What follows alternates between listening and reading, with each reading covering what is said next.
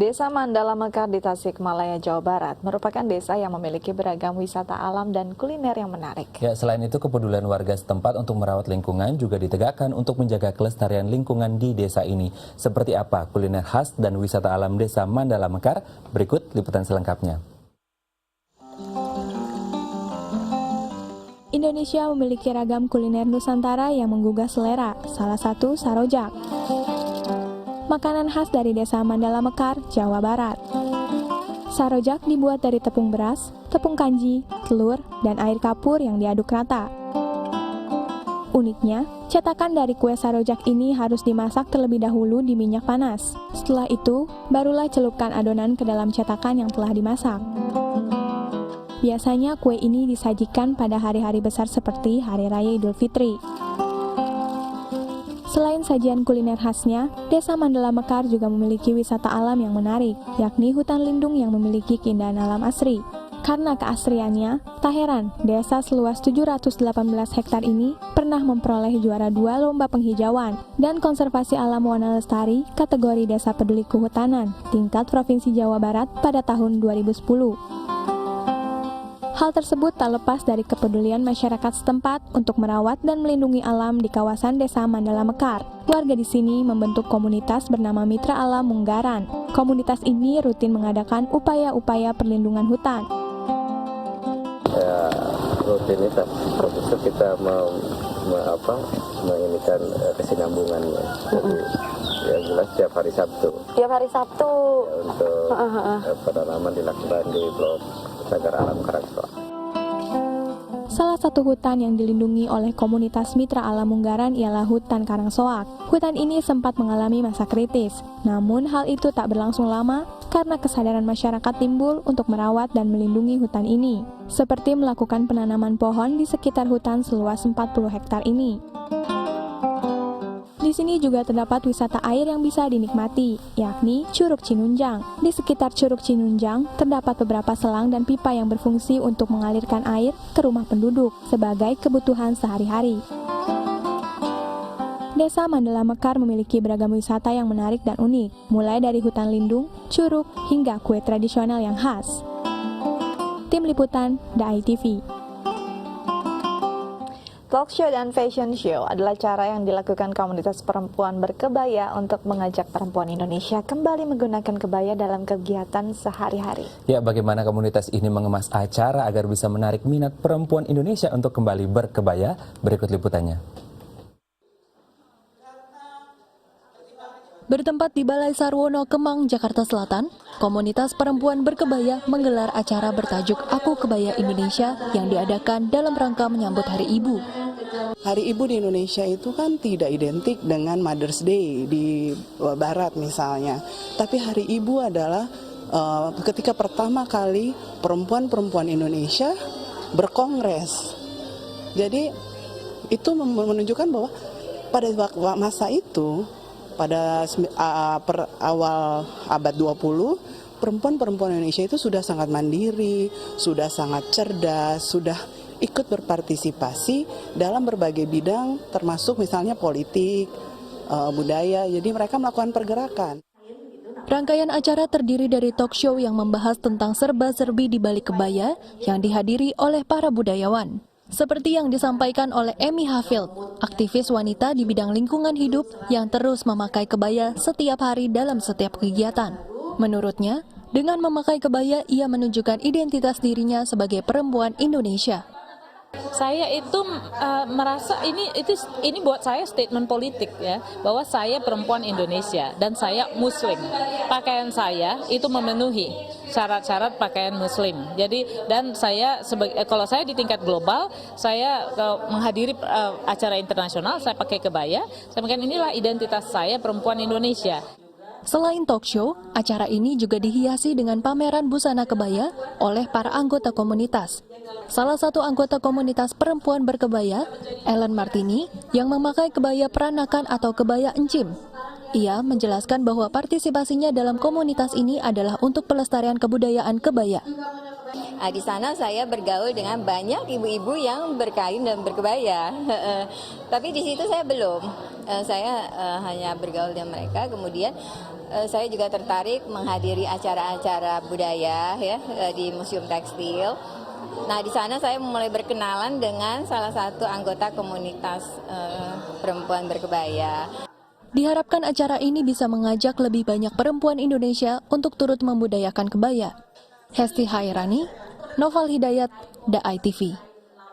Ya, penggunaan kebaya sebagai busana sehari-hari bagi perempuan sudah berlangsung sejak zaman Kerajaan Majapahit. Ya, namun seiring perubahan era juga modernisasi, fungsi kebaya sudah tidak lagi menjadi pakaian sehari-hari dan hanya digunakan pada saat-saat tertentu saja. Komunitas perempuan berkebaya mengajak perempuan Indonesia untuk kembali menggunakan kebaya dalam kehidupan sehari-hari.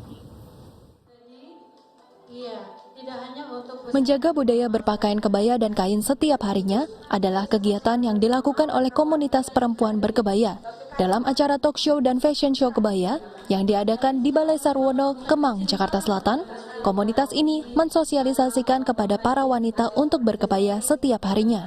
Komunitas ini terbentuk setahun yang lalu oleh para jurnalis dan mantan jurnalis yang banyak mengoleksi kain etnik. Sehingga mereka memutuskan untuk melestarikan budaya kebaya dan kain dengan memakainya setiap hari. Kan wartawan biasanya traveling untuk tugas dan itu biasanya suka beli kain awalnya. Lalu kok pakai kain, nggak cuman disimpan, nggak dipakai. Lalu pakai kain aja terus pakai kaos gitu kan nggak ini. Ya apa ya? Oh, padanan kain itu kebaya. Lalu kita mulai, misalnya kita kalau ketemu ngumpul arisan atau apalah kumpul, kita dress code-nya kebaya. Gerakan memakai kain dan kebaya setiap hari di perkotaan memang tidak mudah. Terlebih lagi bagi wanita yang memiliki mobilitas tinggi setiap harinya. Tapi, dengan metode tertentu, pemakaian kain akan terasa mudah. Jadi sebenarnya kalau bicara ribet, ada teknik-teknik penggunaan kain. Yang kalau saya nyaman misalnya pakai yang biasa aja, tapi ada juga teknik yang bisa lebih ini, jadi mungkin lebih tingginya dinaikin, bisa jadi juga dibikin supaya lebih nyaman, bisa untuk manjat misalnya ya. Kemudahan memakai kebaya dan kain setiap hari telah dirasakan oleh Sisi selama ini. 6 bulan terakhir ini, ia bergabung di dalam komunitas berkebaya. Walaupun pada awalnya ia juga merasa kesulitan dalam memakainya. Awalnya memang rasanya itu ribet ya, untuk waktu awal-awal saya menggunakan ini, kain-kain itu selalu saya jahit jadi rok. Tapi lama-lama saya itu mendapatkan masukan dari teman-teman bagaimana cara berkain yang simple gitu, yang sederhana, dan ternyata bisa. Jadi kain itu tidak perlu saya bikin rok, jadi saya bisa ikat sendiri. Memakai kebaya setiap hari dapat meningkatkan kembali tradisi kebudayaan dan identitas perempuan Indonesia. Hesti Hairani, Noval Hidayat, DAI TV. Ya, topi bambu dahulu memang terkenal sebagai salah satu aksesoris yang dipakai masyarakat. Namun seiring perkembangan zaman, kini sudah semakin jarang orang menggunakan topi ini. Ya, namun Saiful dan rekan-rekannya kembali menghidupkan kerajinan topi bambu dengan mendirikan komunitas topi bambu. Seperti apa kreasinya? Berikut liputannya.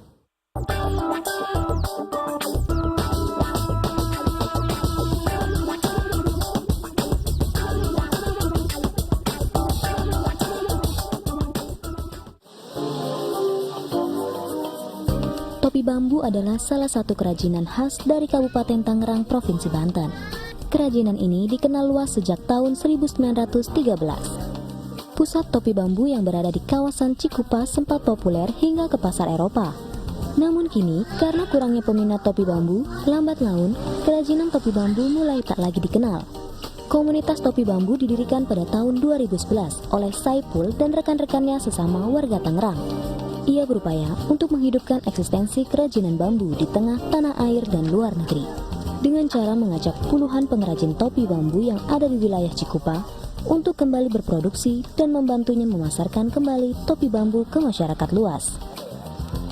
Kita melihat bahwa pengrajin topi bambu waktu itu sungguh memprihatinkan ya, dari sisi pendapatan, kemudian dari sisi barang mereka yang cukup bagus tapi kemudian tidak bisa dipopulerkan. Nah, inilah yang menjadi motivasi kita, bagaimana mempopulerkan, bagaimana meningkatkan kesejahteraan dan harkat martabat dari teman-teman pengrajin ini supaya mereka punya penghasilan. Rahman, salah satu pengrajin yang bekerja sama dengan komunitas topi bambu, mengaku kesulitan utamanya adalah memasarkan topi bambu. Sejak komunitas topi bambu mengajaknya ikut ke berbagai pameran, peminat topi bambu kembali bangkit.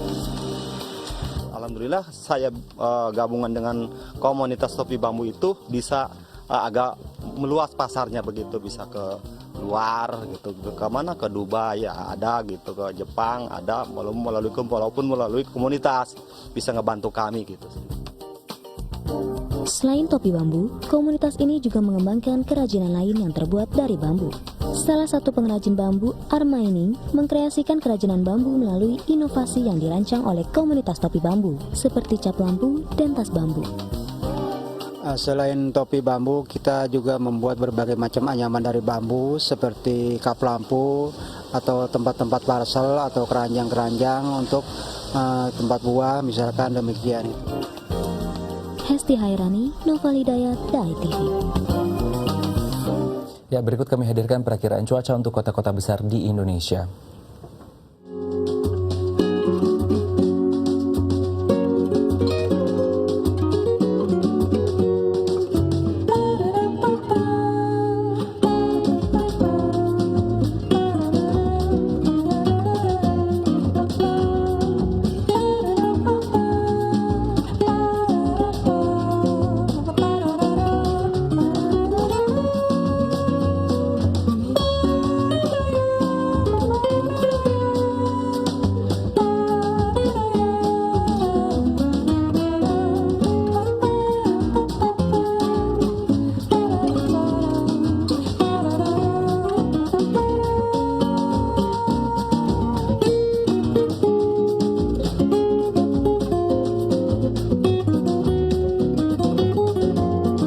Ya, pemirsa, sekian perjumpaan kita hari ini. Saksikan terus Halo Indonesia dari Senin hingga Jumat di waktu yang sama. Jangan lupa follow Twitter kami di @dae_tv dan @haloindodae_tv. Akhir kata, saya Asti Adika. Dan saya Raden Madlias mewakili seluruh kru yang bertugas pamit undur diri. Sampai jumpa dan selamat beraktivitas.